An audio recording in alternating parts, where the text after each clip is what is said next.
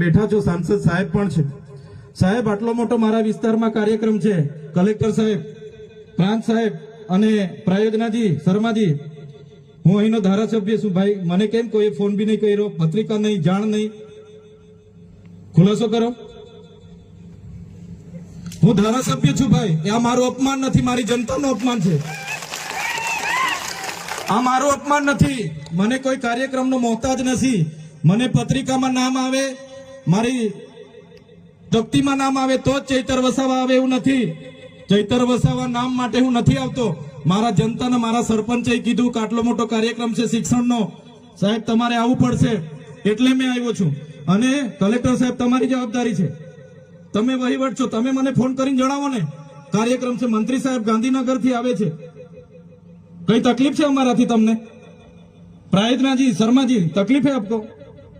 તો કેમ ભાઈ તમે અમને જાણ નથી કરતા? કેમ આમંત્રણ નથી આપતા? તમારું વહીવટી તંત્ર હું ધંધા કરે છે ને બધું ખબર છે. હમણાં મોદી સાહેબ આવ્યા હતા, ખર્ચો થાય ભાઈ, 8-10 કરોડ રૂપિયાનો ખર્ચો થાય. તમે દેવ મોગરામાં ડેકોરેશન માટે કલેક્ટર સાહેબ 16 કરોડ રૂપિયાનો અમારા આદિજાતિ બજેટમાં ખર્ચો પાડ્યો છે. તમે ત્યાં મોદી સાહેબના મંડપના સ્ટેજ માટે 15 કરોડના ખર્ચા કર્યા છે.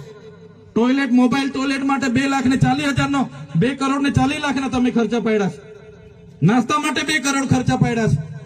તમે ડોમ માટે 2 કરોડ ખર્ચા પાડ્યા, ચા માટે 2 કરોડ ખર્ચા પાડ્યા, બસ માટે 2 કરોડ ને 71 લાખ રૂપિયાનો ખર્ચો પાડ્યો. કેમ? અમે સવાલ પૂછીએ એટલે તમને નડીએ છે? તમારા મનમાં ધુમાડો હોય તો કાઢી નાખજો ભાઈ. બરાબર છે, આ જનતાના ટેક્સના પગારે આપણે બધા છે.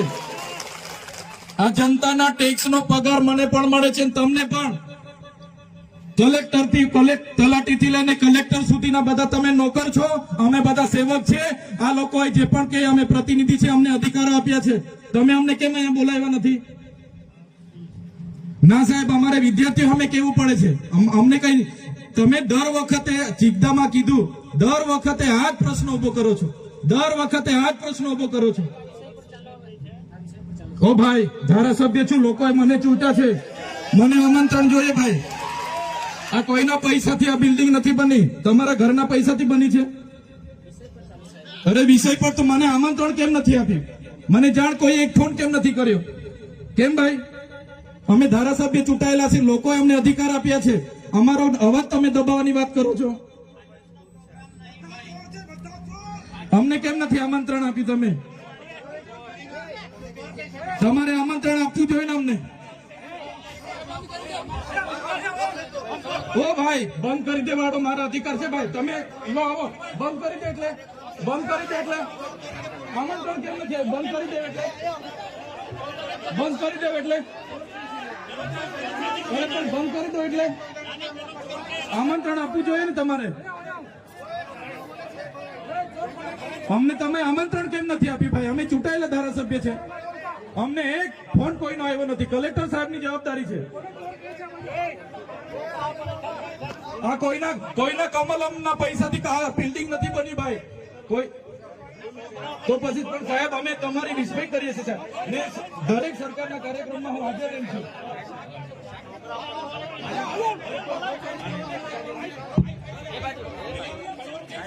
ભારત ભાઈ, ચલો શાંતિથી બેસી જાઓ, બધા બેસી જાઓ. એ ભાઈ, બધા બેસી જાઓ, બધા બેસી જાઓ. ચાલો શાંતિથી બેસી જાઓ ભાઈ, આગળ નહીં, બેસી જાઓ શાંતિથી. ભાઈ ભાઈ,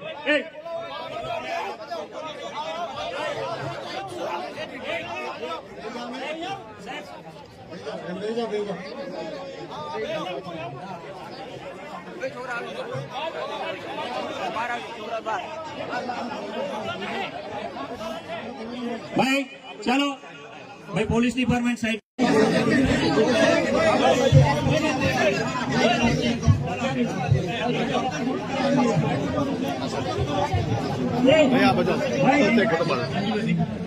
હાલો, આપણે શાંતિ રાખીએ છીએ ભાઈ. આ શિક્ષણ એ બધા માટે જરૂરી છે અને શિક્ષણનો કાર્યક્રમ છે. આપણે બધા ખૂબ શિક્ષિત છીએ ત્યારે આ સ્ટેજ પર આવ્યા છે.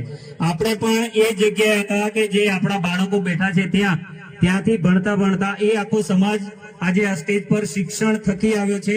બિલકુલ શાંતિ રાખીએ. અને આપણી વચ્ચે આપણા માનનીય સાંસદ સભ્ય શ્રી મનસુખભાઈ વસાવા સાહેબને હું વિનંતી કરું છું